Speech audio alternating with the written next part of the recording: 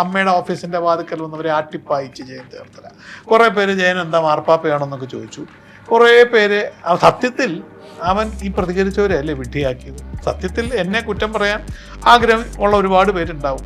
അവർ എന്നെ വല്ലാണ്ട് ഉപദ്രവിക്കുകയും എന്നെപ്പറ്റി പിന്നെ എന്താ മറ്റേ അഹങ്കാരിയാണെന്നും മറ്റേതാണെന്നും മറിച്ച്. അപ്പം ഞാൻ മനസ്സുകൊണ്ട് ആശ്വസിച്ചു. ചെറ്റേന്ന് പറയുന്നില്ലെന്നൊരു അഹങ്കാരി എന്ന് പറയുന്നത്. ഞാൻ വരെ ഡാൻസ് കളിച്ചിട്ടുണ്ട് ഈ പടയ്ക്ക്.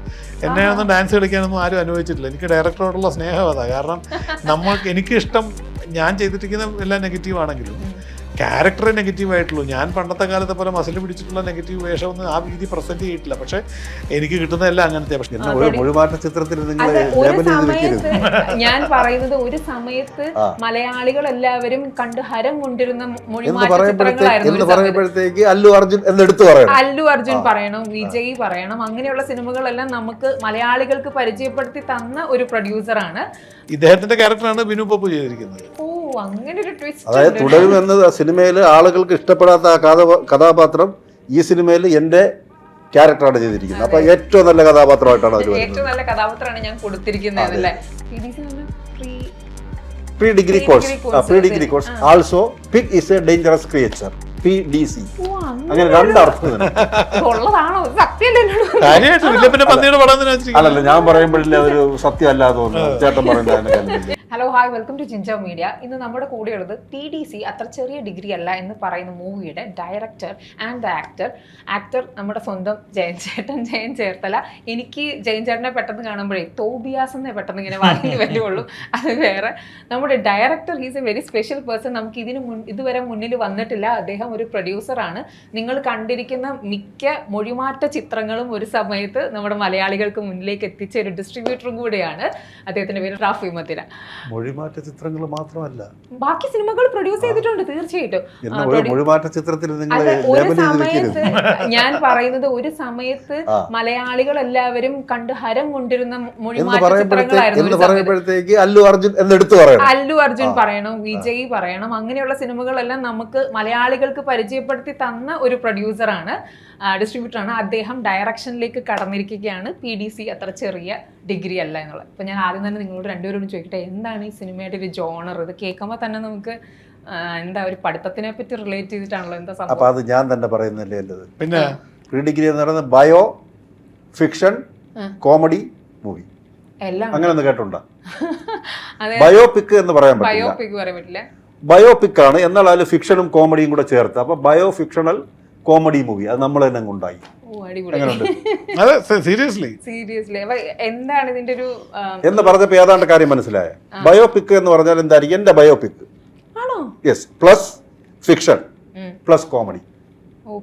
കോമഡിയുടെ രീതിയിൽ മേമ്പൊടിയിൽ കോമഡിയുടെ മേമ്പൊടിയിൽ ചെയ്ത ഒരു ബയോപിക്. ഇദ്ദേഹം ജീവിച്ച് ബയോപിക് എന്ന് പറഞ്ഞാൽ ജീവിതകഥയാണ്. ഇദ്ദേഹത്തിന്റെ ക്യാരക്ടറാണ് ബിനു പപ്പു ചെയ്തിരിക്കുന്നത്. അതായത് തുടരും എന്നത് സിനിമയിൽ ആളുകൾക്ക് ഇഷ്ടപ്പെടാത്ത ആ കഥാപാത്രം ഈ സിനിമയിൽ എന്റെ ക്യാരക്ടറാണ് ചെയ്തിരിക്കുന്നത്. അപ്പൊ ഏറ്റവും നല്ല കഥാപാത്രമായിട്ടാണ് അവർ ഏറ്റവും നല്ല കഥാപാത്രമാണ് ഞാൻ കൊടുത്തിരിക്കുന്നത്. തുടരുംന്റെ ഒന്ന് കോമ്പൻസേറ്റ് ചെയ്യണം. മെയിൻ ക്യാരക്ടറാണ്, ഇദ്ദേഹത്തിന്റെ കഥാപാത്രമാണ്. വളരെ പോസിറ്റീവ് ആയിട്ടുള്ള ക്യാരക്ടർ. അപ്പൊ അതായത് അങ്ങനെ പറഞ്ഞു വരുമ്പോ സാറിന്റെ ഒരു മീൻസ് പഠിച്ചുകൊണ്ടിരുന്ന കാലഘട്ടത്തിന്റെ ആ കാലഘട്ടം മുതൽ ഇപ്പോഴത്തെ കാലഘട്ടം വരെയുള്ള കാര്യങ്ങൾ അതിൽ വരുന്നുണ്ട്. അതുകൊണ്ടാണ് തൊട്ട് താഴെ ഒരു പന്നി ഇരിക്കുന്നത്. ഇപ്പൊ പന്നി കാരണം മനുഷ്യന് പുറത്തിറങ്ങി നടക്കാൻ വയ്യാത്ത അവസ്ഥയാണ്. അപ്പൊ പന്നി ഒരു പ്രധാന ക്യാരക്ടറാണ്. അപ്പൊ നമ്മള് സ്ഥലമൊക്കെ എവിടെയാണ്? പന്നി എന്നൊക്കെ പറയുമ്പോ വയനാട് അല്ലെങ്കിൽ അങ്ങനെ പന്നി ഇപ്പൊ എവിടെ ഉണ്ടല്ലോ, ഇപ്പൊ നമ്മുടെ വീട്ടുമുറ്റത്തും ഉണ്ടല്ലോ. വയനാട്ടിൽ വേണമെന്നില്ല, കേരളം മൊത്തം ഇപ്പൊ പന്നിയാണ്, കാട്ടുപന്നി. അപ്പൊ അത് ഒരു പ്രധാന വിഷയമാണ്. അപ്പൊ PDC എന്ന് പറഞ്ഞാൽ എന്താണെന്ന് മനസ്സിലായല്ലോ. എന്താണ് PDC? Pre degree course also pig is A dangerous creature PDC. അങ്ങനെ രണ്ടർത്ഥം. അല്ലല്ല, ഞാൻ പറയുമ്പോഴില്ല ഒരു സത്യമല്ല തോന്നുന്നു ചേട്ടൻ പറയുന്നത്. അല്ല, ഇത് ഒരു 10-15 കുട്ടികൾ അവർ പ്രീ ഡിഗ്രിക്ക് പഠിച്ചുകൊണ്ടിരുന്ന കാലയളവ് തൊട്ട് അവരുടെ ഈ പ്രായം വരെയുള്ള പ്രീ ഡിഗ്രി കഴിഞ്ഞ് ഒരു 10-50 വയസ്സ് വരെയുള്ള കാലയളവിലുള്ള ഒരു അന്നത്തെ കുട്ടികൾ, ഇന്നത്തെ മനുഷ്യർ, വലിയ ആൾക്കാർ, അവരുടെ ട്രാൻസ്ഫോർമേഷനും അവരുടെ ജീവിതത്തിൽ സംഭവിക്കുന്ന കഥയും തന്നെയാണ് ഈ സിനിമ. സിനിമയുടെ ഒരു വലിയൊരു ഡിസൈസീവ് മൂഡ് ക്രിയേറ്റ് ചെയ്യുന്ന ഈ പന്നിയാണ്. കാര്യം ഒരു കാട്ടുപന്നി നാട്ടിലിറങ്ങി ഇവരുടെ നാടുകളിലൊക്കെ മതിലേലും ഒക്കെ അവിടെ കൃഷി നശിപ്പിച്ചുകൊണ്ടിരിക്കുന്ന ഒരു സാധനമാണ്. അവിടെ നടന്നിട്ടുള്ള ഒരു സംഭവം തന്നെയാണ്. സകല സ്ഥലത്ത് ഇപ്പോൾ പന്നി ഉണ്ടല്ലോ, നമുക്ക് പത്രങ്ങളിലൊക്കെ നമ്മൾ വായിക്കുന്നു, ചാനലിൽ നമ്മൾ കാണുന്നു. പക്ഷേ കാട്ടുപന്നിയെ ഇപ്പം നമുക്ക് വെടിവെച്ച് കൊല്ലാൻ സർക്കാർ അനുവാദമുണ്ട്. എങ്കിൽ പോലും ഈ സിനിമ എടുക്കുന്ന സമയത്ത് നമുക്ക് അനുവാദം കിട്ടിയിട്ടില്ലായിരുന്നു. ഇപ്പോഴും അനുവാദം പൂർണ്ണമായിട്ട് പറയുന്നതേ ഉള്ളൂ. അപ്പം ഈ കാട്ടുപന്നിയെ വെടിവെച്ച് കൊല്ലാം, പക്ഷെ അതപ്പം ഫോറസ്റ്റിൽ അറിയിച്ചിട്ട് അവർ കൊണ്ടുപോകും. നമുക്കതിനെ വീട്ടിൽ കുക്ക് ചെയ്യാനോ കഴിക്കാനോ ഒന്നും അനുവാദമല്ല. അതിന് വേണമെന്നുണ്ടെങ്കിൽ മണ്ണെണ്ണ ഒഴിച്ചു വേണമെങ്കിലും സംസ്കരിക്കാം, വെളിച്ചെണ്ണ ഒഴിച്ചു വേണമെങ്കിലും സംസ്കരിക്കാമെന്ന് മുഖ്യമന്ത്രി പറഞ്ഞിട്ടുണ്ട്. ഓക്കെ. അപ്പോൾ ഇതിനുള്ളിൽ ജയൻ ചേട്ടൻ ഞാനൊരു കാര്യം പറഞ്ഞു, ഞാൻ ഇൻട്രൊഡക്ഷനിൽ തന്നെ ഞാൻ ഇടയ്ക്ക് നിന്നു എന്ന് വെച്ചാൽ എനിക്ക് ജയൻ ചേട്ടനെ എപ്പോഴും കാണാം. കാരണം ഞാനെല്ലാം ആ TV കണ്ട് ഇപ്പോൾ ഈ ഡിജിറ്റൽ യുഗത്തിൽ നിന്ന് മാറി ഞാൻ TV കണ്ടിരുമ്പോൾ ഞാൻ വലിയൊരു ഫാനായിരുന്നു ആ സീരിയലിന്. തോബിയാസ് എന്ന് പറയുന്ന ഒരു ക്യാരക്ടറിന്. അതാണ് ജയൻ ചേട്ടൻ്റെ ആദ്യം തന്നെ പറയുമ്പോൾ തോബിയാസ് അതാണ് എനിക്ക് വരണുള്ളൂ എന്ന് ആദ്യം പറയാനുള്ളത്. ജയൻ ചേട്ടൻ്റെ റോൾ ഇതിൻ്റെ ഉള്ളിൽ ഇതിനകത്ത് ഈ ക്യാരക്ടേഴ്സിൻ്റെ കൂട്ടത്തിൽ ഇവരുടെ കുട്ടികളുടെ കൂട്ടത്തിൽ ഒരു ഫ്രണ്ടായിരുന്നു. അവന് ഇച്ചിരി ഒരു നെഗറ്റീവ് ഷെയ്ഡുള്ള ഒരു ക്യാരക്ടറാണ് ചെറുപ്രായത്തിൽ. പിന്നീട് വലുതായി വരുമ്പോൾ ഇയാളൊരു പൊളിറ്റീഷ്യനായിട്ട് മാറുകയാണ്. ഈ കഥയിലെ തന്നെ ഒരു സന്ദർഭത്തിൽ ഈ പന്നിയെ ഈ കൂട്ടുകാരെല്ലാവരും കൂടെ ഇവർ ഈ കുട്ടികൾ ഇതിൻ്റെ കഥ പറഞ്ഞു പോയാലേ അത് മനസ്സിലാവുള്ളൂ. ഇവർ ആണും പെണ്ണുമായിട്ടുള്ള കുറേ ആണും പെണ്ണുമായിട്ടുള്ള കുറേ കുട്ടികളുണ്ട്. ഇവർ കളിയും ചിരിയും പ്രണയവും ദേഷ്യവും വൈരാഗ്യവും ഇടിയും ഒക്കെ നടക്കുന്നൊരു പ്രായത്തിലൂടെ കടന്നു പോകുമ്പോൾ എൻ്റെ കുഞ്ഞായിട്ട് ചെയ്തിരിക്കുന്ന ക്യാരക്ടർ എന്ന് പറയുന്നവൻ ഒരു ഇച്ചിരി റെബലിയസ് ആണ്. അവന് പ്രണയം നടക്കാതെ വരുമ്പോൾ അവന് ഇഷ്ടമുള്ള പെണ്ണെ വേറൊരുത്തൻ പ്രണയിക്കുന്നത് കൊണ്ട് അവനെ ഇടിക്കുകയും പിടിക്കുകയൊക്കെ ചെയ്ത് ഇവർ തമ്മിലൊരു ശത്രുതാ മനോഭാവത്തിൽ കഴിഞ്ഞു പോകുന്ന ഒരു കാലമാണ് ഇവരുടെ പ്രീ ഡിഗ്രി കാലം. അതിനുശേഷം 10-26 വർഷത്തിന് ശേഷം ഇവരൊക്കെ വലുതായി കഴിയുമ്പോൾ അന്നത്തെ അന്നത്തെ എൻ്റെ ക്യാരക്ടർ ഞാൻ ആയി മാറുന്ന സമയത്ത് ഞാനൊരു പൊളിറ്റീഷ്യനായിട്ട് മാറുന്നു. മറ്റേ ആളൊരു കൃഷിക്കാരനായിട്ട് മാറുകയാണ്. അയാള് ഈ വലുതായി കഴിഞ്ഞ് യാദൃശ്യമായിട്ട് ഇവരെല്ലാവരും കൂടെ വാട്സാപ്പ് കൂട്ടായ്മ തുടങ്ങുകയാണ്. അന്ന് പഠിച്ച എല്ലാവരും വീണ്ടും ഇപ്പോഴത്തെ ഒരു ഫാഷനാണല്ലോ, എല്ലാവരും വാട്സാപ്പിലൂടെ ചാറ്റ് ചെയ്യുന്ന സമയത്ത് ഇവൻ യാദൃശ്യവശാൽ ഒരു ദിവസം എടുത്തിടും, എടാ എൻ്റെ വീട്ടിലൊരു പന്നിയെ കിട്ടിയിട്ടുണ്ട്, ഞാനതിനെ കുക്ക് ചെയ്തോണ്ടിരിക്കുക, കാട്ടുപന്നിയെ കിട്ടി 2 അടിക്കാം, നമുക്ക് 2 അടിച്ചിട്ട് ഇതൊക്കെ തിന്നാന്ന് പറയും. അതൊരു ഈവനിങ് മൂഡിൽ തണുപ്പത്ത് മഴയത്ത് കഴിക്കാൻ പറ്റുന്നൊരു സാധനമായതുകൊണ്ട് ഇവരെല്ലാവരും ഓടിപ്പടച്ചു വരും, കുറച്ച് പേര് കഴിക്കും. പക്ഷേ ഈ മെസ്സേജ് ഈ കൂട്ടത്തിലുള്ള ഒരാളെടുത്തിട്ട് അത് പോലീസിൽ ഫോറസ്റ്റ് വന്ന് പിന്നെ ഉണ്ടാകുന്ന പ്രശ്നം, പിന്നെ സിനിമ സീരിയസ് ആയിട്ട് മാറുകയാണ്. ആ സമയത്ത് നമ്മളിൽ നിന്ന് പ്രതീക്ഷിക്കുന്ന ഒരു നെഗറ്റീവ് ആക്ഷനാണ്. നിങ്ങളുടെ എല്ലാവരുടെയും ഫേസ് കാണുമ്പോൾ ഒരു സീരിയസ്നെസ്സിനേക്കാളും കൂടുതൽ എവിടെയൊക്കെ ഒരു എന്താ പറയുക ഒരു ചിരിയും ഒരു ഇതും. അതുകൊണ്ടാണ് അവർ ഏറ്റവും അവസാനം കോമഡി മൂവി എന്ന് പറഞ്ഞത്. ഇത് കോമിക്കലായിട്ട് അത് പ്രസന്റ് ചെയ്തിരിക്കുന്നത്. കാരണം ഇതിനകത്ത് നടക്കുന്ന സംഭവങ്ങളെല്ലാം തമാശ രൂപേണയാണ് പോകുന്നത്. ഇപ്പം ഞാൻ പറഞ്ഞില്ലേ, ഇപ്പം ഞാൻ വരെ ഡാൻസ് കളിച്ചിട്ടുണ്ട് ഈ പടക്ക്. എന്നെ ഒന്നും ഡാൻസ് കളിക്കാനൊന്നും ആരും അനുവദിച്ചിട്ടില്ല. എനിക്ക് ഡയറക്ടറോടുള്ള സ്നേഹം അതാ. കാരണം എനിക്കിഷ്ടം ഞാൻ ചെയ്തിട്ടിരിക്കുന്ന എല്ലാം നെഗറ്റീവ് ആണെങ്കിലും ക്യാരക്ടർ നെഗറ്റീവ് ആയിട്ടുള്ളൂ. ഞാൻ പണ്ടത്തെ കാലത്തെ പോലെ മസിൽ പിടിച്ചിട്ടുള്ള നെഗറ്റീവ് വേഷമൊന്നും ആ രീതി പ്രസൻറ്റ് ചെയ്തിട്ടില്ല. പക്ഷേ എനിക്ക് കിട്ടുന്നതെല്ലാം അങ്ങനത്തെ. പക്ഷേ ഇതിൽ എനിക്ക് അതല്ല, നെഗറ്റീവ് ഷെയ്ഡ് തോന്നുന്നുണ്ടെങ്കിലും പോസിറ്റീവായിട്ടുള്ള ഒരു വേറൊരു തരത്തിലുള്ളൊരു ക്യാരക്ടറാണ്. സിനിമയും ആ രീതിയിൽ തന്നെ പ്രതിപാദിച്ചു പോകുന്നത്.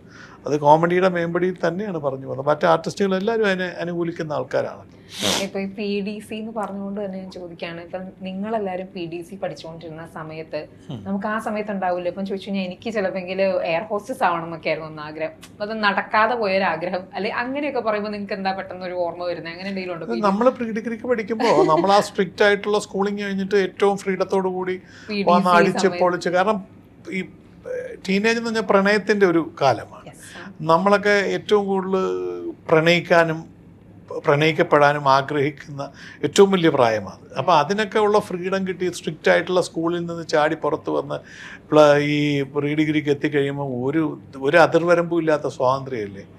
അപ്പം നമ്മൾ കാണിക്കാവുന്ന വൃത്തികേടുകളും നല്ലതുമായ എല്ലാ കാര്യങ്ങൾക്കും നമ്മൾ ഇറങ്ങിത്തിരിക്കുന്ന ഒട്ടും മെച്യൂരിറ്റി ഇല്ലാത്ത ഒരു പ്രായം. അത് ജീവിതത്തിലെ ഏറ്റവും, ഞാൻ പറഞ്ഞാൽ golden age of A human being എന്ന് പറഞ്ഞാൽ ആ ടീനേജിൻ്റെ അവസാന നാളുകളാണ് ഉറപ്പായിട്ടും. കാരണം ജീവിതത്തിൽ നമ്മൾ എല്ലാ കാര്യങ്ങളും ചെയ്യണമെന്ന് തോന്നും നമുക്ക്. എല്ലാം പ്രണയമായാലും എല്ലാം കടന്നു പോകുന്ന ഒരു പ്രായമാണ്. അതെ അതെ, ആണിനും പെണ്ണിനും അതെ. അത് ഈ നഷ്ടപ്രണയങ്ങൾ പറയുന്നുണ്ടോ? നഷ്ടപ്രണയങ്ങൾ ഉണ്ടാവുമല്ലോ, അവിടെ ഉണ്ടാവും, ഇവിടെ ഉണ്ടാവും. ഇല്ലാതിരിക്കേണ്ട കാര്യമൊന്നുമില്ല. നമ്മളൊക്കെ പ്രണയിക്കാൻ മനസ്സുള്ള ആൾക്കാർ. അപ്പം നമുക്ക് ആ സമയത്ത് നമുക്ക് തോന്നുന്ന പ്രണയം വേറൊരു മൂഡാണ്. ഇപ്പം നമ്മൾ 40 വയസ്സിലോ 45 വയസ്സിലോ വന്നു കഴിയുമ്പോൾ തോന്നുന്ന പ്രണയം സീരിയസ് ആയിട്ടുള്ള പ്രണയം. അത് മറ്റേതെന്ന് പറയുമ്പോൾ വേറൊരു തരത്തിലെ പ്രണയമാണ്. ഞാൻ പലപ്പോഴും പറയാറുണ്ട്, നമുക്കിപ്പം നമ്മുടെ കാമുകിയോട് ഒരിക്കലും ആ സമയത്ത് തോന്നുന്ന ലസ്റ്റല്ല, അവളുടെ ഒരു സെക്ഷൽ ആട്രിബ്യൂഷൻസ് കണ്ടിട്ട് തോന്നുന്ന പ്രണയമല്ല, അവളുടെ ഭംഗി, സൗന്ദര്യം, നടപ്പ്, അവളുടെ ചെയ്തികൾ കണ്ടിട്ട് തോന്നുന്ന സൗന്ദര്യമാണ്. അതൊരു നിഷ്കളങ്കമായ പ്രണയമാണ്. പക്ഷേ ഇന്നിപ്പോൾ കാലം മാറി. ഇന്ന് ആ സമയത്തെ അവർക്ക് ഈ പറഞ്ഞ പോലെ ലസ്റ്റും സെക്സും ഒക്കെ അവർ ഷെയർ ചെയ്തുകൊണ്ട്, പക്ഷെ നമുക്ക് 40 വയസ്സായി കഴിയുമ്പോൾ വരുന്ന പ്രണയം എന്ന് പറഞ്ഞാൽ അത് that is A different definition. അതിനകത്ത് സെക്സും ലസ്റ്റും എല്ലാം മിങ്കിൾ ചെയ്തിട്ടുള്ള ഒരു പ്രണയം. പക്ഷെ അന്ന് വരുമ്പോൾ അതല്ല. നമ്മൾ ലോകത്തുള്ള ഏത് സ്ത്രീയെ കണ്ടാലും നമ്മൾ ഏറ്റവും പരിശുദ്ധയായിട്ട് നമ്മൾ കാണുന്ന നമ്മുടെ കാമുകയെ നമ്മൾ ഏറ്റവും പരിശുദ്ധയായിട്ട് അവളെ കൺസിഡർ ചെയ്യത്തുള്ളൂ. അങ്ങനത്തെ ഒരു സ്നേഹമായിരുന്നു പണ്ട് കാലത്തുണ്ടായിരുന്നത്. ഇന്നിപ്പം കാലമൊക്കെ മാറി. അതിൻ്റെ ഡെഫിനിഷൻ പുതിയ തലമുറയ്ക്ക് ചിലപ്പോൾ പറഞ്ഞാൽ പോലും മനസ്സിലായി എന്ന് വരില്ല. ഞാൻ ഇതെല്ലാം പറയുമ്പോൾ ജയൻ ചേട്ടൻ്റെ ഒരു കാര്യം ഞാൻ ശ്രദ്ധിച്ചിരിക്കുന്നത്, എന്തൊരു കേസാണെങ്കിലും മീൻസ് എന്തൊരു മാറ്ററാണ് ഈ വിഷയമാണെങ്കിലും ഇപ്പം ഇതിന് തന്ന ഉത്തരം ഞാൻ പറയുന്നത് ഭയങ്കര ഷാർപ്പായിട്ടാണ് ജയൻ ചേട്ടൻ ഉത്തരം തരുന്നത്. ഏതൊരു കാര്യമാണെങ്കിലും ഭയങ്കര എന്താ പറയുക, ക്ലാരിറ്റി ഭയങ്കര ഷാർപ്പായിട്ട് എനിക്ക് തോന്നി. ഇതിൻ്റെ ഒരു ബേസ് വരാൻ എന്തെങ്കിലും സഹായിച്ചിട്ടുണ്ടോ ജയൻ ചേട്ടനെ പിന്നീന്ന് നോക്കുമ്പോൾ? ഐ മീൻ ഞാനിപ്പം പറയും, നമുക്ക് ചിലർ പറയും എനിക്ക് വായന, മീൻസ് ചിലർ പറയുന്നതാണ് എനിക്ക് വായന ഞാൻ പറയുന്ന ഓരോ കാര്യത്തിലും ക്ലാരിറ്റി വരുത്താൻ എന്നെ സഹായിച്ചിട്ടുണ്ടെന്നൊക്കെ ചിലർ പറയും. അതേമാതിരി ജയൻ ചേട്ടന് എനിക്കറിയില്ല, എന്നോട് ഇപ്പം ഇങ്ങോട്ട് സംസാരിക്കുമ്പോൾ എന്നോട് പറയുന്നതിനൊരു ക്ലാരിറ്റിയോടെ പറഞ്ഞില്ല, ഞാൻ ഒട്ടും തൃപ്തനല്ല. ആര് സംസാരിക്കുമ്പോഴും, എന്നോട് സംസാരിക്കുമ്പോഴും ഞാൻ സംസാരിക്കുമ്പോഴും, ഞാനൊരു മാറ്റർ അങ്ങോട്ട് സംസാരിക്കുമ്പം അത് പൂർണ്ണമായിട്ടും താങ്കളിൽ എത്തണം എന്ന് ആഗ്രഹിച്ച് തന്നെയാണ് ഞാൻ പറയുന്നത്. അതിന് എനിക്ക് അറിയാൻ വയ്യാത്ത കാര്യമാണ്, ഞാൻ അറിയില്ല എന്ന് തന്നെ പറയുള്ളൂ. പിന്നെ അതിന് എക്യുപ്ഡ് ആക്കുന്നതെന്ന് വെച്ചാൽ ഞാൻ പണ്ട് തൊട്ടേ എനിക്ക് പത്രവായന സ്ഥിരമായിട്ടുണ്ട്, ന്യൂസ് കാണൽ സ്ഥിരമായിട്ടുണ്ട്. അപ്പം ഞാനതിൻ്റെ സോഷ്യൽ മീഡിയയിൽ മാത്രമേ ഉള്ളൂ ഞാൻ അത്ര ട്രസ്റ്റ് ചെയ്യുന്നില്ല പല വാർത്തകളും. കാരണം എന്താണെന്നറിയാമോ, അതിനകത്തൊരു ബേസിക് പ്രോബ്ലം എന്ന് വെച്ചാൽ നമ്മൾ അക്രഡിറ്റഡ് ആയിട്ടുള്ള ന്യൂസ് ഏജൻസീസ് തരുന്ന വാർത്തകൾ എവിഡൻഷ്യൽ പ്രൂഫ് തന്നിട്ടേ അവർ ചെയ്യുള്ളൂ. കാരണം അവർക്ക് ലീഗൽ പ്രൊസീജിയർ കുറച്ചുകൂടെ ടഫാണ്. പക്ഷേ ഇന്നിപ്പം ഒരുപാട് ചാനൽസ് വന്നു കഴിഞ്ഞപ്പോൾ ക്രെഡിബിലിറ്റിയെ അത്ര കണ്ട് ഒരു ഊഹാപോഹം വെച്ചിട്ട് ന്യൂസ് വിടുന്ന ഒരു പതിവിപ്പം നമുക്ക് പലപ്പോഴും നമ്മൾ യൂട്യൂബ് ചാനൽസിലൊക്കെ നമ്മൾ കാണുന്നുണ്ട്. അത് പൂർണ്ണമായിട്ട് 100% നമുക്ക് വിശ്വസിക്കാൻ. ഇപ്പം ഞാൻ തന്നെ നിസ്സാരം പറഞ്ഞു, എൻ്റെ അമ്മയുടെ ഓഫീസിൻ്റെ വെളിയിൽ നിന്നിട്ട് ഞാൻ എൻ്റെ കൂട്ടത്തിൽ ഒരു വണ്ടി ഇങ്ങോട്ട് ഇടറാന്ന് പറഞ്ഞപ്പോൾ അവർ അവിടെ നിന്ന് യൂട്യൂബർ എടുത്തിട്ടിട്ടു ജയൻ അമ്മയുടെ മുമ്പിൽ ഒന്ന് ചാനലുകാരെ അടിച്ചോടിച്ചു വിട്ടു എന്ന് പറഞ്ഞു. സത്യവിരുദ്ധമായ ഒരു വാർത്തയാണ്. ഇതിന് ഞാൻ എന്ത് പ്രതികരിക്കാൻ കിട്ടി? ദേഷ്യത്തിൽ നിൽക്കുന്ന വിഷ്വല് കിട്ടി. ഞാൻ നമ്മുടെ ഡ്രൈവറോടാണ് പറഞ്ഞത്. അത്രയും യൂട്യൂബേഴ്സ് അവിടെ വന്നിട്ട് അവരോടല്ല. ദീപു എന്ന് പറയുന്ന ഡയറക്ടർ അപ്പുറത്തെ വഴി കൂടെ ഇവരെ ഫേസ് ചെയ്യാൻ മടിച്ച് ഇറങ്ങിപ്പോയപ്പോൾ ഞാനല്ല വണ്ടി മാറ്റിയിട. ഇത് ഞാൻ പറഞ്ഞത് വണ്ടി മാറ്റിയിടാന്ന് പറഞ്ഞാൽ ദീപുവിന് കയറി പോകാൻ വേണ്ടിയാ. യൂട്യൂബേഴ്സ് അവിടെ 100 പേര് ക്യാമറ ആയിട്ട് നിൽപ്പുണ്ട്. ഞാൻ ഇവരോടൊന്നും പറഞ്ഞിട്ടില്ല. പക്ഷേ അവിടെ നിന്ന് ഏതോ ഒരു ബുദ്ധിമാനായ യൂട്യൂബർ, ഞാൻ അവനെ ബുദ്ധിമാൻ എന്ന് പറയുന്നത് അവൻ്റെ മണ്ടത്തിൽ, അവൻ്റെ കുബുദ്ധിയായിട്ട് എനിക്ക് തോന്നുള്ളൂ, അവൻ വേഗം ഇത് എടുത്തിട്ട് പിറ്റേ ദിവസം എടുത്തിട്ട് പറഞ്ഞു അമ്മയുടെ ഓഫീസിൻ്റെ വാതിക്കൽ വന്നവരെ ആട്ടിപ്പായിച്ച് ജയൻ ചേർത്തല. കുറേ പേര് ജയൻ എന്താ മാർപ്പാപ്പയാണെന്നൊക്കെ ചോദിച്ചു. കുറേ പേര് സത്യത്തിൽ അവൻ ഈ പ്രതികരിച്ചവരെയല്ലേ വിഡ്ഢിയാക്കിയത്. സത്യത്തിൽ എന്നെ കുറ്റം പറയാൻ ആഗ്രഹം ഉള്ള ഒരുപാട് പേരുണ്ടാവും. അവർ എന്നെ വല്ലാണ്ട് ഉപദ്രവിക്കുകയും എന്നെപ്പറ്റി മറ്റേ അഹങ്കാരിയാണെന്നും മറ്റേതാണെന്നും മറിച്ചപ്പോൾ ഞാൻ മനസ്സുകൊണ്ട് ആശ്വസിച്ചു. ചെറ്റയെന്ന് പറയുന്നില്ല എന്നുള്ളത് അഹങ്കാരി എന്ന് പറയുന്നതാണ്. കാര്യം ഞാനൊരു ചെറ്റയാണെന്ന് പറഞ്ഞില്ലല്ലോ, ഒരു അഹങ്കാരിയാണെന്നല്ല. അവിടെ കിടക്കട്ടെ, പക്ഷേ സത്യം ഇതൊന്നുമല്ല. അപ്പോൾ അതാണ് ഞാൻ പറഞ്ഞത്, ഇത് ഈ ചാനൽസിൻ്റെ നിങ്ങളിലുള്ള ട്രസ്റ്റ് നശിപ്പിക്കുന്നത് ഇങ്ങനെയുള്ള ആൾക്കാരാണ്. ഒത്തൻറ്റിസിറ്റി ഇല്ലാതെ ഫേക്കായിട്ട് അവൻ അന്നേരം ഇത് ഇട്ടാൽ ഒരു പണി കിട്ടും, എന്നാൽ ഒരു പണി കൊടുക്കാം, ഒപ്പം എനിക്ക് വ്യൂവേഴ്സും കിട്ടുമല്ലോ, ഇട്ടു. ഇത് 2 ദിവസം കഴിയുമ്പോൾ ജനം മറന്നു. പക്ഷെ ഞാൻ മറക്കില്ല. ഞാൻ ആ ചാനലുകാരനെ തേടിക്കൊണ്ടേ ഇരിക്കുകയാണ്. അപ്പം ഞാൻ ഇനി അവരുമായിട്ട് ഡീൽ ചെയ്യുമ്പോൾ ഞാൻ വളരെ സൂക്ഷിച്ചല്ലേ ബിഹേവ് ചെയ്യുള്ളൂ. കാരണം എൻ്റെ നിന്നുള്ള സത്യസന്ധമായ ഉത്തരങ്ങൾ അവർക്ക് കിട്ടത്തില്ല. അപ്പം ഞാൻ പലപ്പോഴും നിങ്ങൾ ആര് ചോദിക്കുമ്പോൾ ഉത്തരം പറയുന്നത് ഞാൻ കോൺഫിഡൻ്റ് ആയിട്ട് പറയുന്നതിൻ്റെ കാരണം എനിക്ക് ഒത്തൻറ്റിക് ആയിട്ട് ഉത്തരമുള്ളതിനെ ഞാൻ ഉത്തരം പറയാറുള്ളൂ, ഇല്ലാത്തതിന് ഞാൻ പറയാറില്ല. അതുകൊണ്ടാണ് ഷാർപ്പായിട്ട് പറയുന്നത്. അതെ, അതുകൊണ്ടാണ് ഞാൻ ചോദിച്ചത്. ഇപ്പോഴാണെങ്കിലും ഒരു ഉത്തരം പറയുന്നത് ഭയങ്കര ഷാർപ്പായിട്ടാണ് ആൻസർ, അതുകൊണ്ട് ഞാൻ ചോദിച്ചു. അതിനകത്ത് നമ്മൾ മാറ്റി പറയേണ്ട കാര്യങ്ങളില്ലല്ലോ, ഉള്ളതുള്ള പോലെ അറിയാവുന്ന കാര്യം പറയാം, അറിയാത്തത് മിണ്ടാതിരിക്കുക. അതേപോലെ എനിക്ക് ഇപ്പൊ ഒരു ഈ സിനിമകൾ റിലീസ് ആകുമ്പോൾ കാണുന്ന ഒന്നാണ്, ഇപ്പൊ നമ്മള് ചെറിയ സിനിമകൾ, അതായത് ഒരു ഹ്യൂജ് ഒരു കാസ്റ്റ് അല്ലെങ്കിൽ പലപ്പോഴും സംഭവിക്കാറുള്ളതെന്ന് വെച്ചാൽ തിയേറ്ററിൽ അത്ര വലിയ സ്വീകാര്യത ഇല്ലെങ്കിൽ പോലും OTT-യിൽ വന്നു കഴിയുമ്പോൾ ആൾക്കാർ പറയും ഞങ്ങളുടെ പടം നല്ലതാണ്, അല്ലെങ്കിൽ ഈ പടം ഒത്തിരി നല്ലതാണ്, ഞാൻ തിയേറ്ററിൽ കാണാൻ പറ്റിയില്ലല്ലോ എന്നുള്ളൊരു രീതിക്ക്. അതിനോട് ശരിക്കും നിങ്ങൾക്ക് എന്താണ് അഭിപ്രായം ഉള്ളത്? മീൻസ് ആൾക്കാർ മടിക്കുന്നുണ്ടല്ലോ, OTT എന്ന് പറഞ്ഞൊരു പ്ലാറ്റ്ഫോം ഉള്ളത് കൊണ്ട്. പിന്നെയാണ് ഞങ്ങൾക്ക് തിരിച്ചറിവ് വരുന്നത് നല്ലൊരു പടമായിരുന്നല്ലോ എന്നുള്ളത്. അതിന് ശരിക്കും പഴയതുപോലെ OTT-ൽ വരുന്നില്ല. തിയേറ്ററിൽ വിജയിക്കുന്ന പടങ്ങൾ മാത്രമേ OTT-ൽ വരുന്നുള്ളൂ. അതുകൊണ്ട് പടം ഇറങ്ങിയാൽ കാണണമെന്നുണ്ടെങ്കിൽ തിയേറ്ററിൽ തന്നെ കാണുക. കണ്ട പടം വിജയിച്ചാൽ മാത്രമേ OTT-ൽ വരൂ. ഇതിനകത്തൊരു വിഷയം എന്താ അറിയോ, ഈ സ്റ്റാർഡം എന്ന് പറയുന്ന സിനിമ ഒരു താരപരിവേഷത്തിൽ പോകുന്നൊരു സംഗതിയാണ്. അപ്പോൾ താരങ്ങളുണ്ടെങ്കിലേ ജനങ്ങൾ ടിക്കറ്റ് എടുത്ത് തിയേറ്ററിൽ വന്ന് കാണാൻ താല്പര്യപ്പെടുന്നുള്ളൂ. സിനിമ ലവേഴ്സ് എന്നുള്ള അതിൽ നിന്ന് മാറി സ്റ്റാർ ലവേഴ്സായിട്ട് മാറി. അത് പണ്ട് സിനിമാ പ്രേമികളായിരുന്നു ഉണ്ടായിരുന്നത്, ഇപ്പം അങ്ങനല്ല. ഇപ്പം കുറേ കൂടെ സ്റ്റാർസിനെ, എന്നാൽ സിനിമാ പ്രേമികൾ ഇപ്പോഴും ഉണ്ട്. അവർ കുറേ പേര് കാണും, പക്ഷെ അവരുടെ എണ്ണം സിനിമയെ വിജയിപ്പിക്കാൻ മാത്രമില്ല. മനസ്സിലായില്ലേ? പണ്ട് ആരുടെ സിനിമയായാലും പോയി സിനിമ കാണുക, എന്നിട്ട് അതിനെ ഇവാലുവേറ്റ് ചെയ്യുക എന്ന് പറഞ്ഞത്. പിന്നെ ഇപ്പം ഈ പറഞ്ഞ പോലെ നമ്മുടെ ഈ റിവ്യൂസൊക്കെ ഇടുന്ന ആൾക്കാരുണ്ടല്ലോ, അവർ ഒരു പരിധിവരെ ഇൻഫ്ലുവൻഷ്യലാണ്. അവരുടെ റിവ്യൂസിനെ ആസ്പദമാക്കിയാണ് പലരും. ഇപ്പം എൻ്റെ തന്നെ ഫ്രണ്ട്സ് സിനിമയിൽ സ്ക്രിപ്റ്റ് എഴുതുന്ന ആൾക്കാരൊക്കെ, ഞാൻ എന്താ സിനിമ കണ്ടോ, ഇല്ല ഞാൻ റിവ്യൂ നോക്കിയിട്ട് അത്ര പോരാ, അതുകൊണ്ട് ഞാൻ അപ്പോൾ റിവ്യൂവേഴ്സിനെ വല്ലാണ്ട് വിശ്വസിക്കുക, അവരുടെ ബുദ്ധിയെക്കാളും വലുതായിട്ട് അവർ റിവ്യൂവേഴ്സിനെ വിശ്വസിക്കുക. അപ്പം ഞാൻ സിനിമ കാണുമ്പോൾ നല്ലതായാലും ചീത്തയായാലും ഒരു സിനിമ ഇറങ്ങുമ്പോൾ അതെ, അതാ ഞാൻ പറഞ്ഞു വരുന്നത്. അത് സാധാരണ ജനങ്ങളെ വല്ലാണ്ട് ഇൻഫ്ലുവൻസ് ചെയ്യുന്ന ഒരു കൂട്ടം ആൾക്കാരാണ് ഈ റിവ്യൂ ഉണ്ടാക്കുന്നത്. അപ്പോൾ അവർ പറയുന്നത് തെറ്റോ ശരിയോ അതെനിക്ക് അറിഞ്ഞുകൂടാ, അതിനെക്കുറിച്ച് ഞാൻ പ്രതിപാദിക്കുന്നില്ല. പക്ഷെ അവർ ഭയങ്കര ഇൻഫ്ലുവൻഷ്യലാണ് സമൂഹത്തിൻ്റെ മുമ്പിൽ. അല്ല, നമ്മുടെ മലയാള സിനിമയുടെ ഏറ്റവും വലിയ ബലം എന്ന് പറയുന്നത് സ്ക്രിപ്റ്റ് റൈറ്റിംഗ് ആണ് എല്ലാവരും പറയും. അപ്പോൾ എനിക്ക് പെട്ടെന്ന് ചേട്ടൻ ഇങ്ങനെ പറഞ്ഞു കഴിയുമ്പോൾ എനിക്കൊരു ഷോക്കായി പോയി. അവർ പോലും അങ്ങനെ കാണുന്നുണ്ട് എന്ന് പറയുമ്പോൾ അത് അതെ, ഞാൻ എൻ്റെ അനുഭവം ഞാൻ പറഞ്ഞ പുതിയതായിട്ട് ഈസ് എ ജേർണലിസ്റ്റ്, അതുകൂടെ ഞാൻ പറയാം.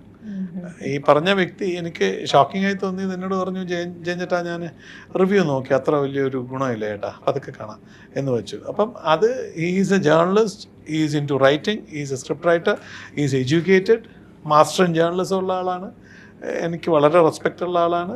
അപ്പോൾ വളരെ റെപ്യൂട്ടഡ് ആയിട്ടുള്ള ഒരു പ്രസ് മീഡിയയിൽ വർക്ക് ചെയ്യുന്ന ആളാണ്. പക്ഷെ അവർക്ക് പോലും ഈ റിവ്യൂസ് അവരെ ഇൻഫ്ലുവൻസ് ചെയ്യുന്നു എന്ന് പറഞ്ഞാൽ അത് ഒരു പരിധിവരെ. അപ്പോൾ അതിൽ നല്ലത് വന്നാൽ മാത്രമേ. പക്ഷെ റിവ്യൂവേഴ്സ് എനിക്ക് തോന്നുന്നു അവർ സ്റ്റാർഡം നോക്കാതെ റിവ്യൂ ചെയ്യാറുണ്ട്. എല്ലാവരും അങ്ങനെയല്ല, എന്നാലും നല്ല രീതിയിൽ റിവ്യൂ ഞാൻ റിവ്യൂവേഴ്സിന്റെ ചിലതൊക്കെ നോക്കാറുണ്ട്. അപ്പം എനിക്ക് തോന്നാറുണ്ട് അവർ താരങ്ങളെ അല്ല നോക്കുന്നത്, അവർ സിനിമയുടെ ഔട്ട്പുട്ട് തന്നെയാണ്. അപ്പം പിന്നെ ചിലർ എല്ലായിടത്തും നല്ലതും ചീത്തയുണ്ടല്ലോ, അപ്പം അതിനെ ആ രീതിയിലേ കാണാൻ പറ്റുള്ളൂ. അപ്പോൾ എന്തായാലും thank you so much. TDC അത്ര ചെറിയ ഡിഗ്രി അല്ല, എന്തായാലും തിയേറ്ററുകളിൽ നല്ല സക്സസ്ഫുള്ളി റൺ ആവട്ടെ, നിങ്ങൾക്ക് എല്ലാവർക്കും വെൽ അക്ലെയിംഡ് ആയി വരട്ടെ. എന്തായാലും താങ്ക് യു സോ മച്ച്.